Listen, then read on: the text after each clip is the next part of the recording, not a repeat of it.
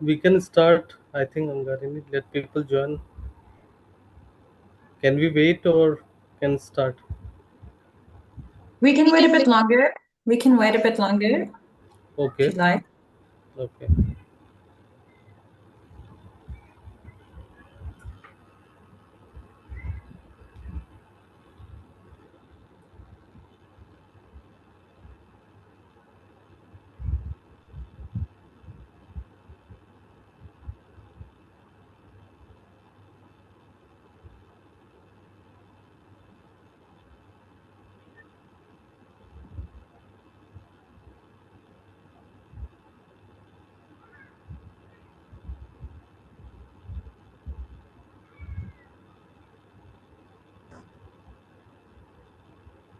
आठ रुपये कैसे गए हमें पता है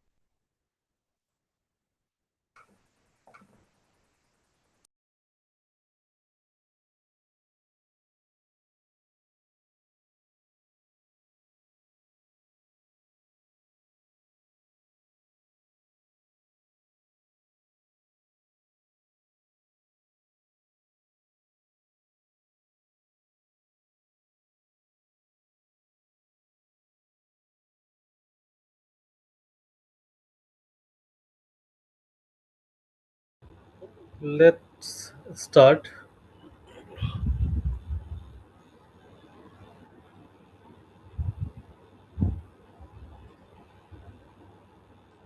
So, good evening, everyone. Welcome to all of you. So, on behalf of Media Skills Lab, uh, it is a matter of honor for us since Catherine has given us some time uh, to interact with you all. in this specifically on this topic, speed versus accuracy, the AI dilemma in breaking news. Most of us here are basically practicing journalists, media academicians, and students. So this topic is very relevant for everyone who are attending this special lecture session. Uh, Also, let me brief you all about Media Skills Lab. Media Skills Lab is a media education and research institute based in Kolkata. So we try to keep people updated, train professionals, students, academicians on future ready courses like AI in journalism, fact checking, and solution journalism, data journalism. So, hope this lecture will give you a new perspective. You will get to know from Catherine herself, who is a very well known trainer and coach. And thank you everyone once again for joining this. And I would like to welcome all of you. And Angarini is there. She will officially formally welcome you all, and Catherine especially with an introduction. Over to you, Angarini. Thank you so much, sir. First of all, a wonderful evening, everybody. I truly hope you all are doing great. So, on behalf of Media Skills Lab, I extend a warm welcome to all the working journalists, academicians, and students we have with us today. Thank you so much for joining in. Well, today's session is going to be very interesting and insightful as we'll be enriched by the expertise of our esteemed speaker, Catherine Clary. So, even before we start with today's session, I would love to tell you all about her. So, Catherine is basically a Cape Town based investigative journalist and media trainer whose work lies at the intersection of AI, health, human rights, and social justice. Originally from the United States, she holds a bachelor's degree in journalism from Rhodes University in South Africa. Her work has received remarkable recognition. She was awarded the Regional Vodacom Journalist of the Year award for data journalism in 2019 and went on to become the overall winner of the 2020 ISO Elile Awards for child-centered reporting in Africa. In 2022, she was honored with the Distinguished Alumni Award from Rhodes University. Most recently, she was a Pulitzer Center AI Accountability Fellow for 2024-25, during which she produced a collaborative, data-driven, human-centered investigation into the global majority labor driving AI development and the hype surrounding AGI. Currently, she is associated with the Pulitzer Center's AI Spotlight series as a community coach, where she trains journalism students, academicians, communications professionals, and members of community media. Welcome, Catherine, to Media Skills Lab. Tonight, we all are looking forward for an engaging session. Thank you so much for joining us, and over to you, Catherine.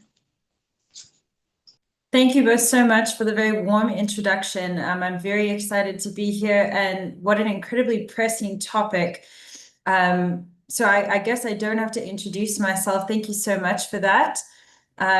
So tonight we're going to be discussing speed versus accuracy, the AI dilemma in breaking news.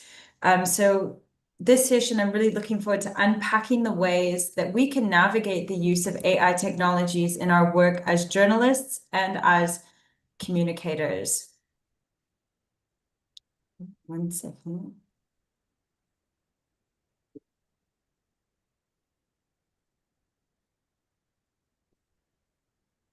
So even before the age of AI technologies, would you ever publish a piece of content or a story in less than 5 minutes? If you weren't 100% sure it was accurate? Probably not, right? Because in general, this wasn't really possible, nor was it permitted by editors or any of our colleagues. Chances are, if you produced a story in less than 5 minutes, your editor might laugh at you, or colleagues might laugh at you and tell you, you actually need to keep working on this, or make sure your facts are correct. But now we face a very new challenge, or maybe we can even call it a temptation to use AI-powered tools in our work. So newsrooms are under pressure right now to be faster, more cost efficient, and more productive. So we've seen more and more that newsrooms are coming under budget constraints. Journalists are losing their jobs, or big groups of journalists are being retrenched. Media outlets, even very small community media outlets, are having to close their doors, and pools of funding are drying up. So journalism as an industry is at risk, but our jobs have never been important more than they are now. When we speak about artificial intelligence, let's commit ourselves to best practices and remind ourselves that AI is a grab bag term for a group of technologies that seek to simulate or mimic human level intelligence. And I really want to emphasize this. We're talking about technologies that simulate or mimic, right? And artificial intelligence, it's a really great PR term, right? I mean, if let's un-PR that word. If we talked about fake smart, that doesn't sound very good, right? But artificial intelligence, right? Or simulated brain power, that doesn't sound very good either, right? So artificial intelligence is it's this really kind of awestruck word. Wow, that sounds amazing. But really, it's a group of technologies that are seeking to simulate or mimic something. There's also no singular AI. Okay, a lot of times we hear about, oh, the AI is doing this, or the AI will do that. There is no singular AI. It is not this robot, superpower, kind of transformer-like character that's going to come and take over the world. Okay, it is a group of technologies, and they have a wide array of purposes and use cases. So in our case as journalists, AI technologies do not verify information. They simply predict it based on patterns.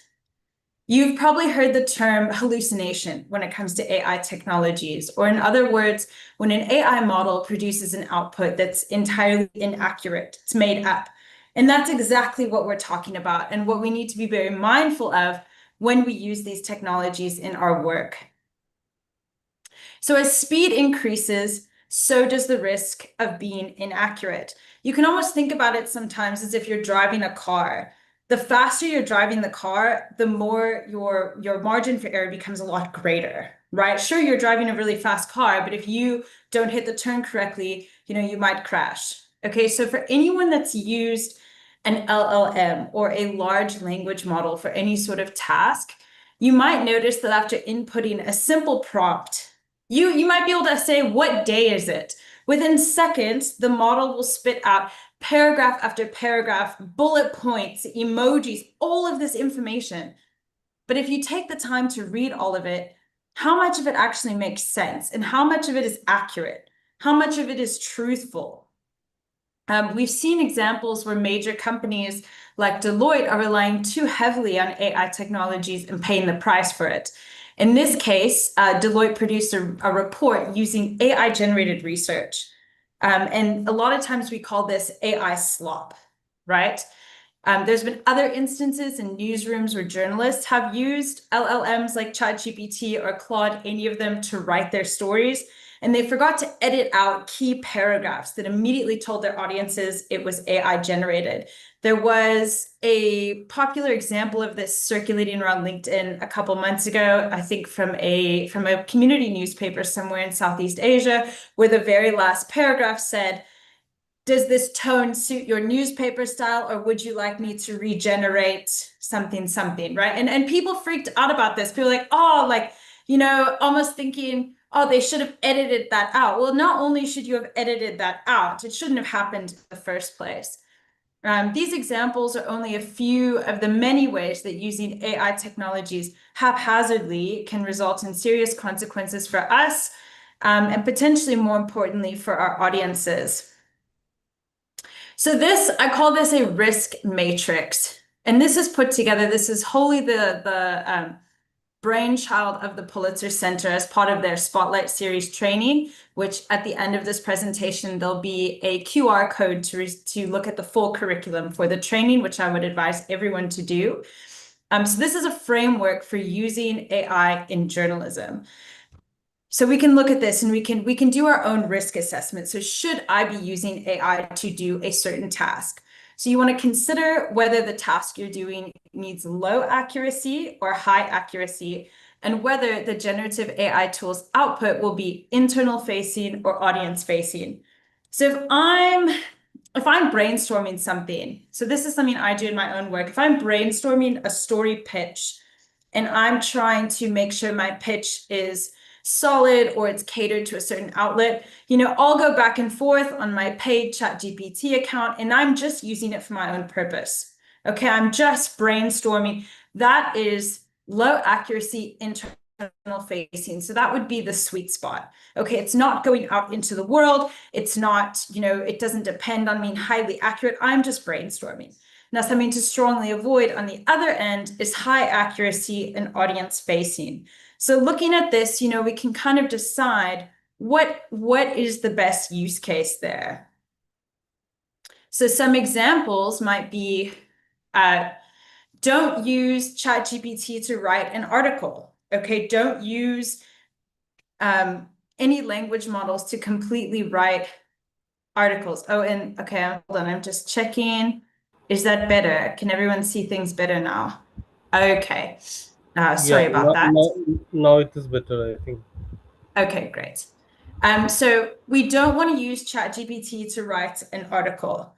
A safe zone would be using a model to filter down documents. An area to proceed with caution, using a model like Claude or any other model to summarize your source interviews. I'm sure most of us probably have used an AI-powered tool to transcribe interviews.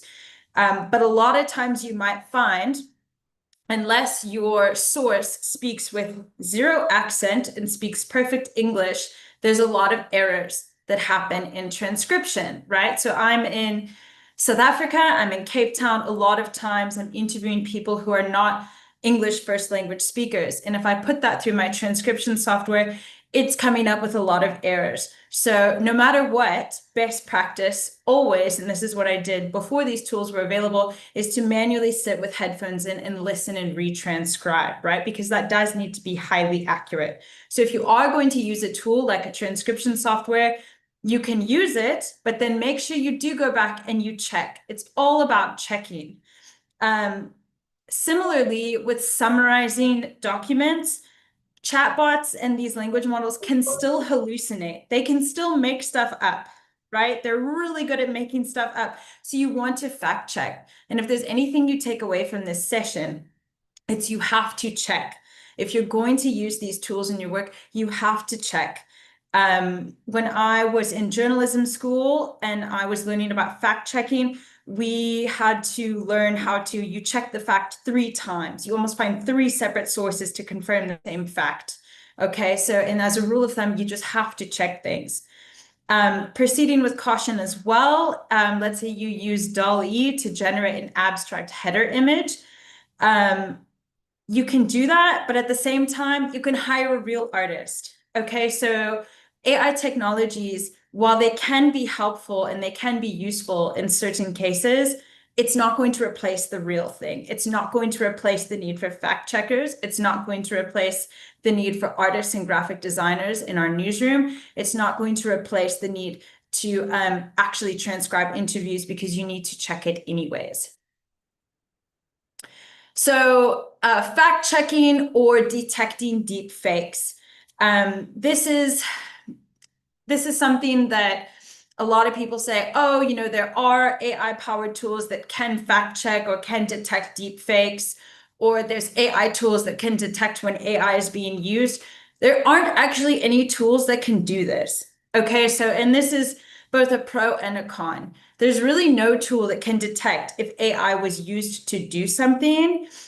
Whether you're applying for jobs or you're submitting applications online, a lot of times they'll say, oh, if you use AI, we will know. From a tech perspective, they cannot know. But from a language perspective, from the way the content is framed, from the syntax, the sentence structure, they can tell. Okay, so this is the same for fact checking or detecting deep fakes. Unfortunately, this falls into a high risk avoid category. You need to be highly accurate, as fact checking and detecting deep fakes is audience facing. So again, there's some tools that claim to do this, or some form of detection or automated fact checking, but they're not accurate. And again, especially with fact checking, if you are trying to verify information, remember, AI technologies do not verify, they predict based on pattern recognition. So the best thing that we can do is to continue to use our existing reporting tools. Maybe we call them old school now. I don't know. I feel like I consider them the original school, which includes checking who shared the image, checking if the image has been published before, checking with on-the-ground sources, and of course, writing stories that raise awareness about how AI is impacting misinformation, disinformation, and journalism.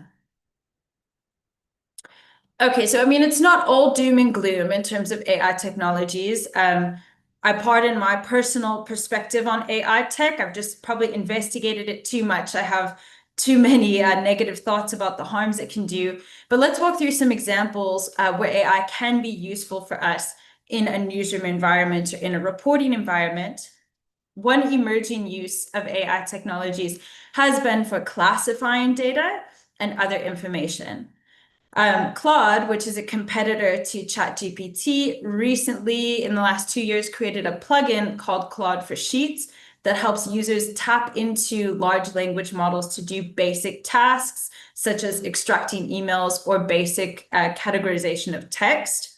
Why is this a sweet spot? Because generally speaking, chatbots are more accurate when structuring and filtering data than generating new data or summarizing data. And data, in my own work as a journalist, is the sweet spot when using AI-powered tools. So if you have a data set and you ask very simple, basic tasks, right? If you're not a spreadsheet wizard, if you don't know how to get something to work in a spreadsheet and you have a chatbot assist you with that, that is low risk, and usually it's pretty accurate. Another way which AI-powered tools have been used is to summarize a lot of information. I did a training with students just over a month ago, with journalism students, and when I asked them how they use AI-powered tools in their day-to-day work as students, almost all of them said they use it to summarize content or summarize readings. And while, again, it's not going to be 100% accurate, you're not going to get something that's 100% accurate, it can give you a gist. It can give you a digestible bite of information that's going to be fairly accurate. So in this example, this is a project that came out of New York. An engineer found it very difficult to navigate all of the New York City Council proceedings. And now we can think about this as well in local contexts. Here in South Africa, there's a lot of city council meetings, a lot of municipal meetings that happen all over the country. And usually communities would like to know what happens in these municipal meetings, and that information is very hard to come by. So this engineer said, okay, we need to find a way to make the transcripts from the city council meetings publicly available. So what this engineer did is that he took the transcripts and the video recordings of the meetings, and he used ChatGPT-4 to structure the transcripts into segments and create simple summaries of each segment. So the reason why this worked really well is that the summaries don't need to be highly accurate, but it allows a user to quickly navigate information, hone in on what's relevant, and then examine the full transcript, so have access to the full source. And the video, which we can consider in this case as the ground truth to verify. So again, why did this work? Is that this engineer used an AI-powered tool to generate summaries, but also gave the audience access to go find and verify that information. One more prominent use of AI technology is for coders. I don't know if anyone here with us today has a background in computer science or data science. I certainly do not, but this has been probably my personal favorite use of this technology in my own work. the investigation I did that was funded by the Pulitzer Center involved a lot of data analysis, and I didn't really know where to start. I had thousands and thousands and thousands of data points, and I didn't know how best to analyze it. So using my paid ChatGPT account, I started working with Python, and ChatGPT helped me code in Python and run the code and troubleshoot the errors in the code, which was really cool. So rudimentary coding, it can be really helpful for data journalists and other technologists in the newsroom.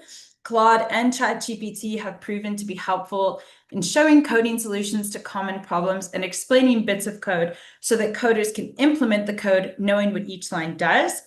But it does, of course, again, with everything, you have to double check everything. So with my investigation with the Pulitzer Center has a very talented data and research team, and all of the code, all of the analysis that I did on my own was double checked, if not triple checked, by the amazing team there.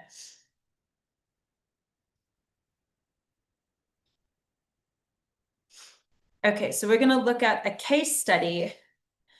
So this is an interesting one. So this is how a newsroom decided not to deploy a generative AI feature.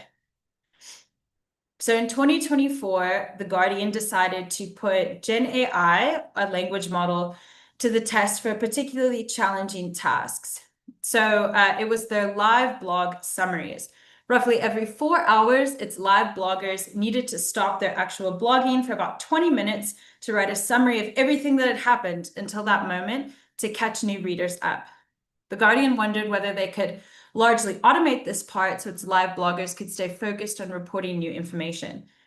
They thought about two possible scenarios. One, they could use a language model to generate live blog summaries that an editor could quickly scan, correct, and publish. Number two, if the model was super reliable, they could then add a button directly to their live blog that readers could then push themselves, and it would generate a summary on the fly to catch them up to that point. As Chris Moran, The Guardian's head of editorial innovation, says, they didn't think it would actually work, but they still wanted to run an experiment. So they fine-tuned a series of different models with 3,700 Guardian live blogs using different tones and topics. They used the models to generate hundreds of live blog summaries, and then they asked people within the newsroom to evaluate each summary against 3 options.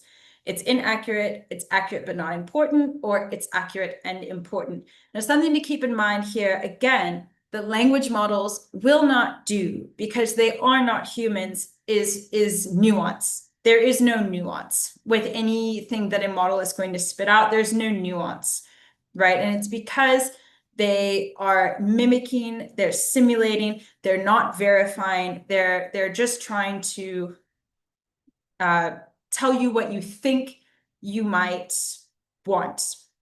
It's trying to just respond to the prompt.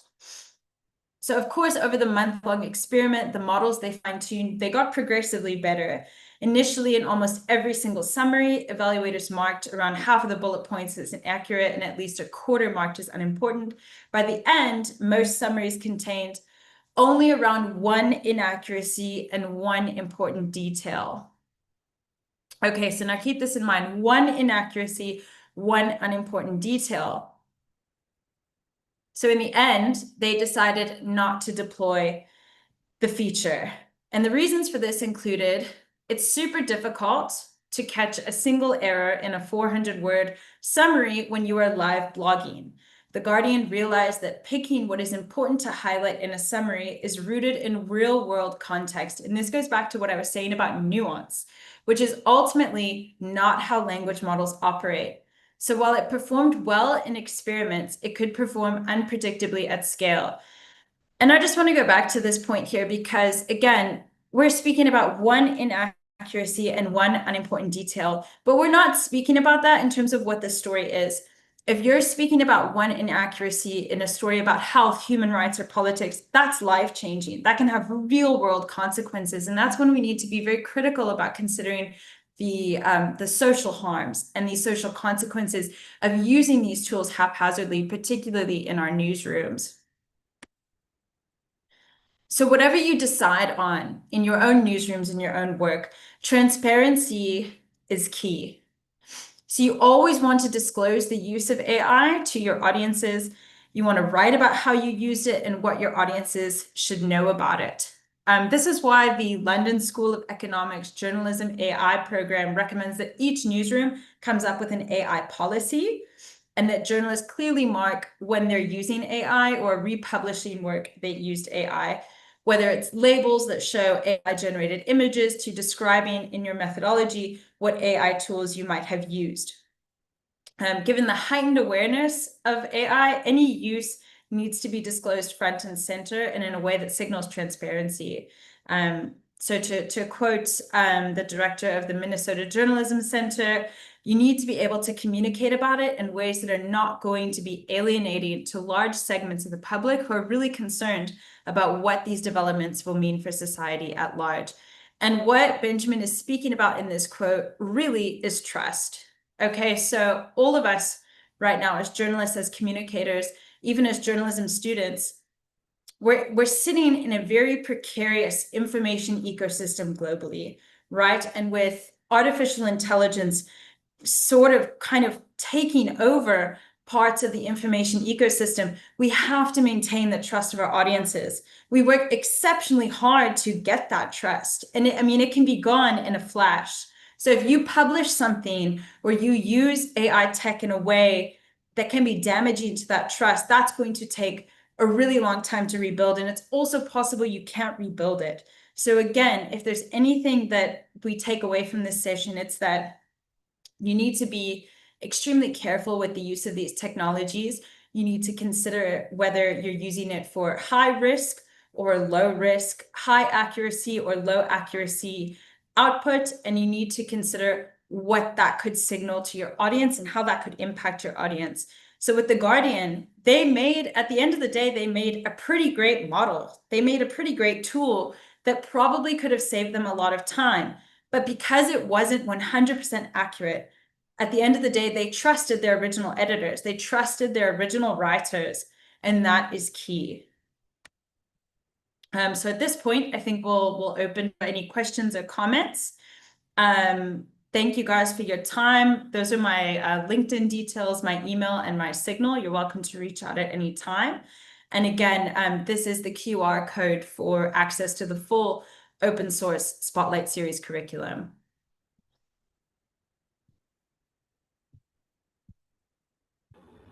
Thank you, Kath. Anyone with questions? If you have any doubt, any question regarding the session, you can share your thoughts, your comments, and also your questions.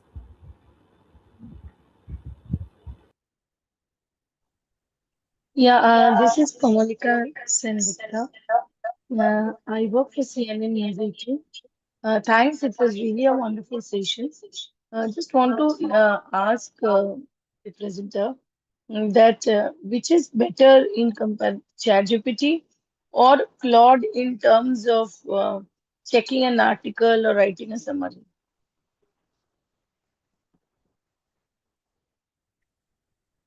So I am not super familiar with which models are best. I think for me, I always say if you can use a paid version, it's going to be better if you have access to a paid version of either of those tools. But additionally, it really is up to you as the journalist to the differences in the way that they produce summaries is going to be very marginal. All of these chatbot tools are performing at very similar levels in terms of summarization because it's considered a rather basic task. So for you, I would say it's not so much which tool you use, it's more so how you edit the copy and work with the copy in a way that's responsible and ensures that you are making sure that the nuance you need for your audience is there, which is something you have to add.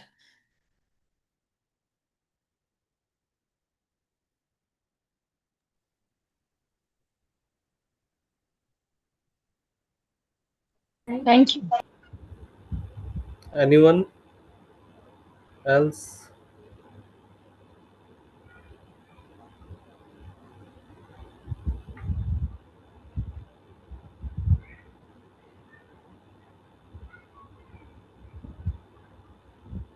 Yeah, I have raised my hand. I hope I'm audible. Yes, yes, audible, Vinod. Okay. Shall I Welcome. proceed with the question? Yes, please. So, first of all, thank you so much, Catherine, for this insight. And what we have understood, my takeaway from this session is to use AI with a lot of care. It's not against the use of technology, but yes, keeping the human intelligence above the technology is something that I have understood. However, I'm not still very much sure as to which point. I mean, there's no clear answer as to which point we should use AI or technology to bring maximum accuracy. And the second part of the question is AI could be inaccurate, but so are the humans. Humans can also be inaccurate. They have their own, biases, prejudices, and their own, way of thinking while they write any kind of content or news. So, don't you think that AI can help to come over this? This kind of problem, and how, if it can? So, to sum up, there are two questions. Can we reach to any point where we can say that, yes, we should use the technology to this level, and beyond that, we should leave to the human intelligence?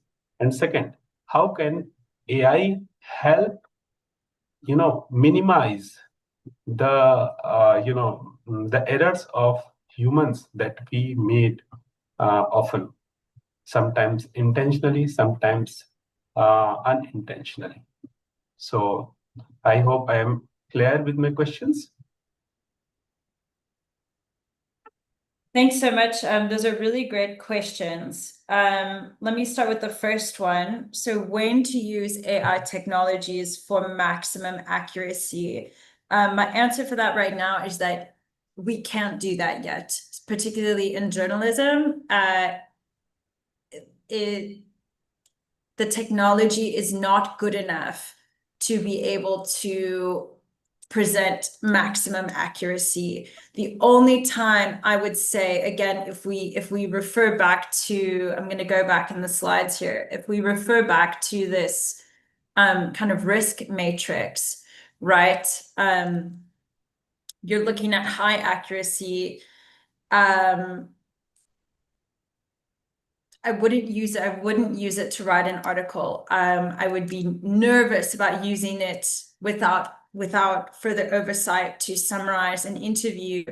My recommendation, and what other journalists that I work with have also agreed on, is that for data analysis, for basic data analysis, that's where you're going to get high accuracy. But again, the technology is not yet at a point, and I don't think it will ever get to a point where you can use an AI-powered tool without having to conduct some form of human oversight that's going to create maximum accuracy. And again, in journalism, this is because chatbots do not understand nuance. That's not something that is part of what they do. So a chatbot cannot write an article for you understanding your community, understanding the needs of your audiences. Yes, humans can also be inaccurate. And I think what AI technologies have done is AI technologies have perhaps worsened a pre-existing mis and disinformation pandemic, right? We've been talking about this with the COVID-19 pandemic. We started talking a lot about mis and disinformation. Before I was reporting on AI, I was reporting on health. I still report on health. And we look a lot at how health mis and disinformation has eroded trust in communities. And humans have done that. Humans have done that through the use of social media, through the use of very harmful social narratives. And now you have AI technologies which are making it significantly worse, right? It is like the icing on the mis and disinformation cake. I mean, we have big power players in the world that are creating websites where AI tools are creating disinformation and misinformation narratives. So I think my suggestion would be we have to preserve trust, okay? And we cannot control what anyone else is doing really except for ourselves and people in our newsroom. And we have to hold ourselves to high standards as journalists to make sure that what we are putting out is of a high standard, it's of a high accuracy, we're being transparent with our audiences, and we're keeping our communities informed about the way that we are working. And one of the ways that we can, sort of help ourselves and help our communities is by informing our communities about what these technologies are, what they can do, and how they're being used. Again, AI, artificial intelligence, it's this buzzword right now globally. It's this PR word. Oh, AI can do this. AI can replace jobs. AI can replace doctors. In China, there's an AI-powered hospital. Okay, but what does that all mean in practice, right? And is it necessarily a good thing? You have a lot of communities that are very afraid of this group of technologies, and people in general are afraid of things they don't understand. So I think something we also have to do as journalists is to not only hold ourselves accountable to high journalistic standards, but to inform our audiences about what these technologies do, what they're capable of, what their limitations are, and reporting on them without hype. We're not trying to fuel these hype narratives of AI development. We're trying to say plain and simply what they can and can't do, which is why I'm here today telling you ChatGPT cannot write articles for you. It can help you in a spreadsheet, but it cannot write articles for you. So I hope that somewhat answers your question. Yes, thank you so much. I have got better understanding about my question. And in one sentence, I can say that AI can be a good servant, but a bad master. Thank you. I also would like to add something here. Basically, AI models works on the basis of data that we provide as humans. So it is very crucial when we are in such a responsible position as communicator, as journalist. So it is our duty and responsibility to ensure that those data that we are engaging with, the AI models, must be away from any kind of bias. We must be transparent. We must have, we as human must be very integrated. We have to be very evolved while engaging AI models. So it is very crucial and very important for us to be very sensible about everything. Anyone else?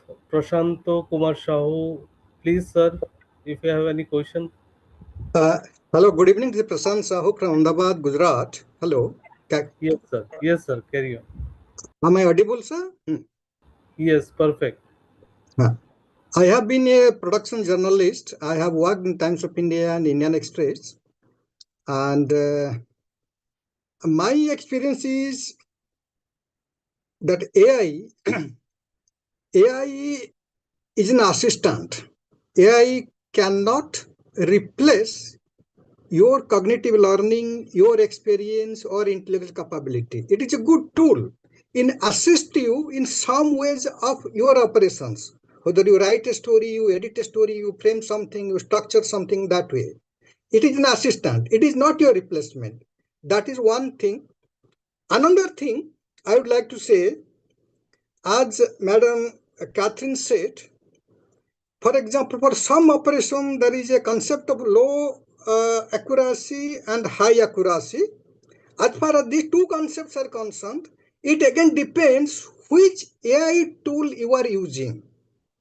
Which AI tool is using. Say, for example, if you want to summarize a particular thing, say, for example, there is a 10-page budget document or 20-page budget document, and you want to particularly filter out the key information in 200 words, and you don't want any extraneous information to crop in, then perhaps Notebook LM is the best AI tool. You upload that 10-page or 20-page, only the relevant information as desired by you will come out.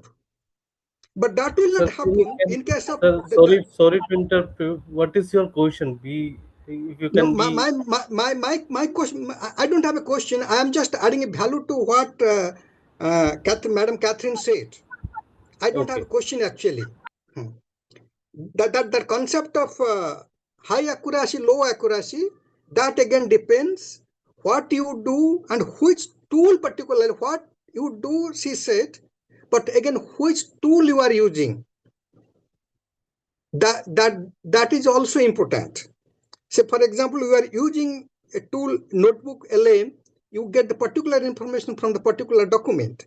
But if it's Perplexity or Gemini, you will get that information plus some additional information, unwanted informations, which may not be required by you or as desired by you or as planned by you. This point I just wanted to add. Thank you. Thank you very much. Yes.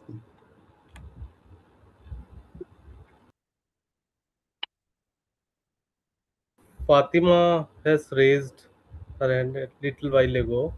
If you have any question, Fatima, you can.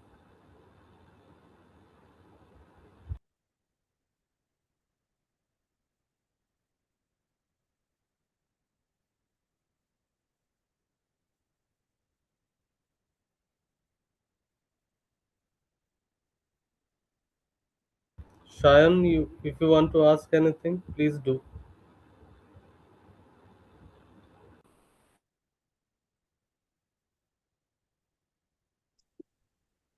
Uh, Good evening, ma'am. Ma'am, is there any chance of leaking sensitive information during the project compilation or project or report summarization?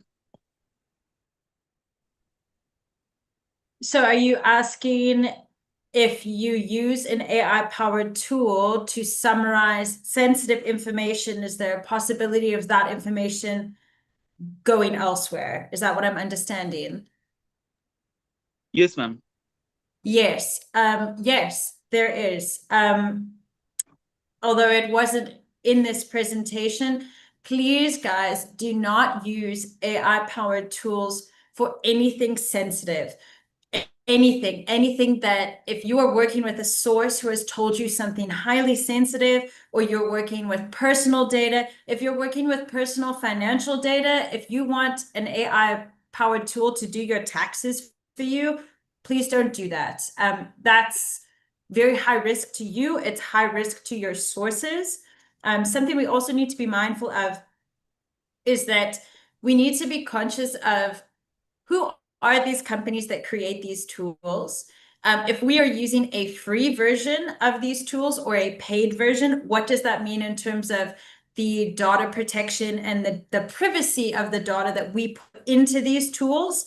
So my rule of thumb is that I only use a tool if I have a paid version or access to a paid version, and I'm not going to input anything into that model that I wouldn't be able to share with the public. Okay, so again, you really want to be conscious of how you use these tools. In the communication space, I have done work before with UN agencies, with the WHO. As journalists, sometimes we get access to embargoed documents or embargoed reports, meaning we can't publish it into a certain date. If you take an embargoed document or an embargoed report and you put it into a free version of some tool, you've lost control of that document because you're not really sure actually where it's going to go or who it's going to be used by. There have been cases, and you can research this online, where people's conversations with ChatGPT have been made public. So if you are using a free version of a tool, you are giving away access to your privacy. in that sense. So if you're using a free version of a tool, it's like you're doing a public post on Facebook. Let's put it that way. So please don't put sensitive information into these models. And yeah, just if you don't want it in public, don't put it in a free version of these models.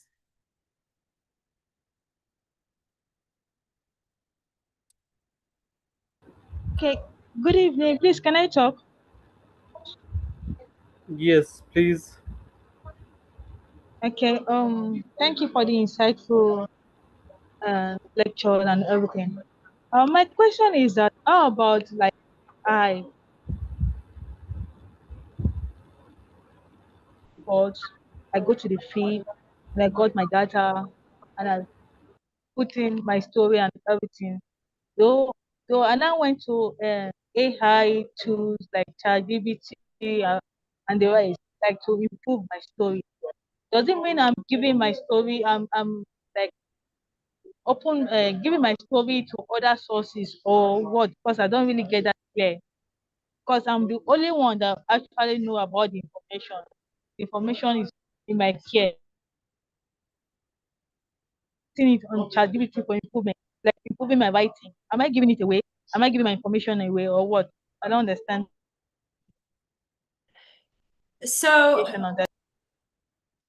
my advice would be, when you're using these tools, I can't answer yes or no. What I can tell you is that when you're using these tools, if whatever you are putting into them doesn't necessarily mean that's where it's going to stay. That doesn't mean that they can't use that information, that these companies aren't using that information maybe to train their models, that it won't be able to be, someone might be able to access that information.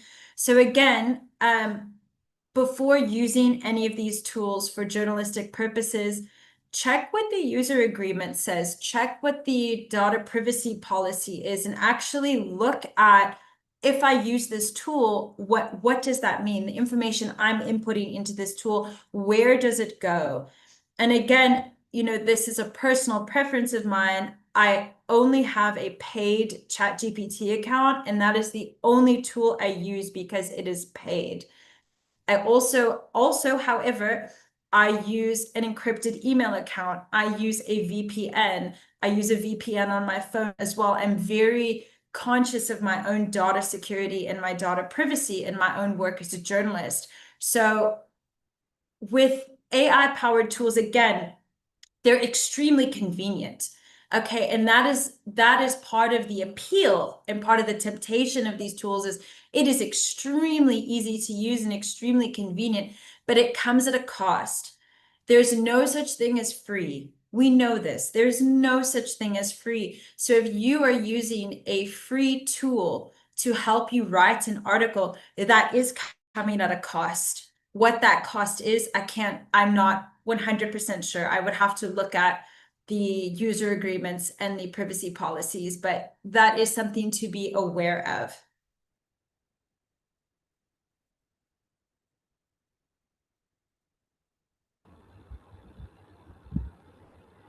Anyone else? Any question from anyone else?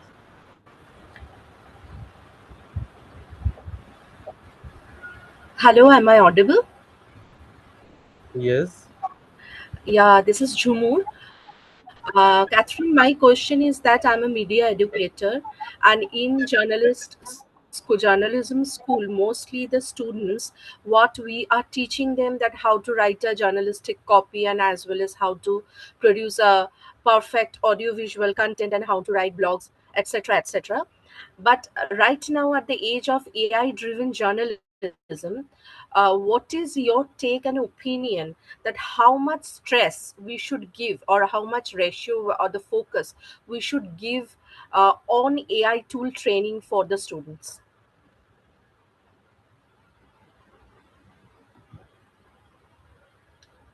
Thank you so much for that question. And it's a great question to ask.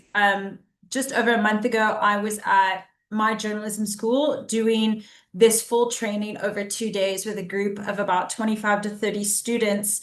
And the biggest takeaway that I got from training with them is that students are smart, right? University varsity students, they're smart.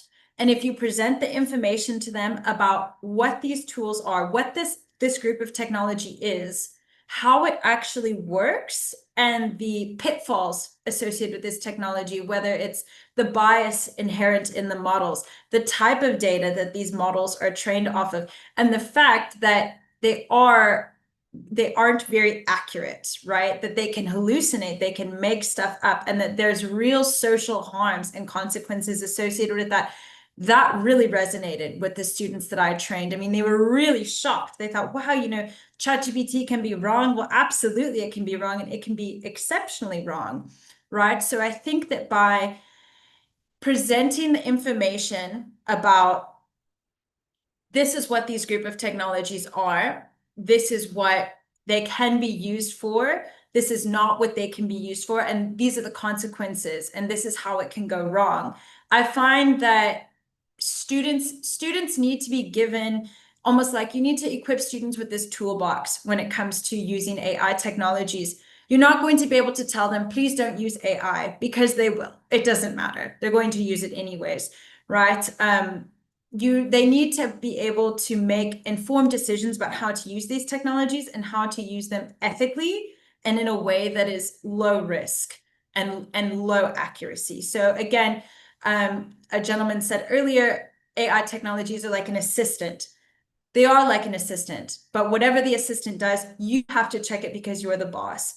And that's the recommendation I would make is, the Pulitzer Center has put together this really amazing Spotlight Series training that really breaks down what these technologies are, how they're made, the bias, how that impacts us as journalists, how to use them in a newsroom. So much information, and I would recommend you as an educator to take a look at that and maybe look at incorporating that into your curriculum or sharing it with your students, because I think that could be really helpful. Thank you so much.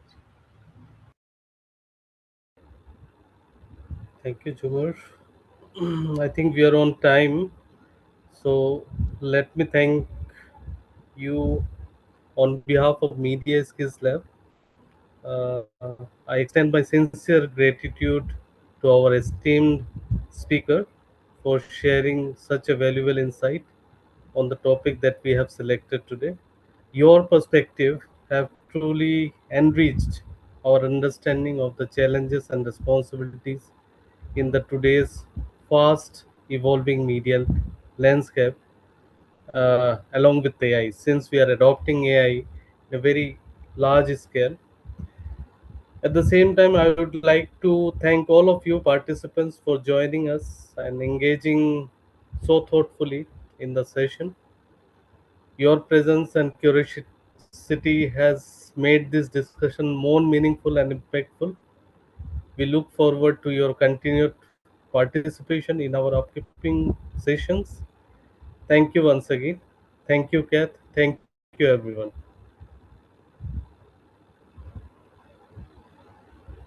Thank you very much, everyone.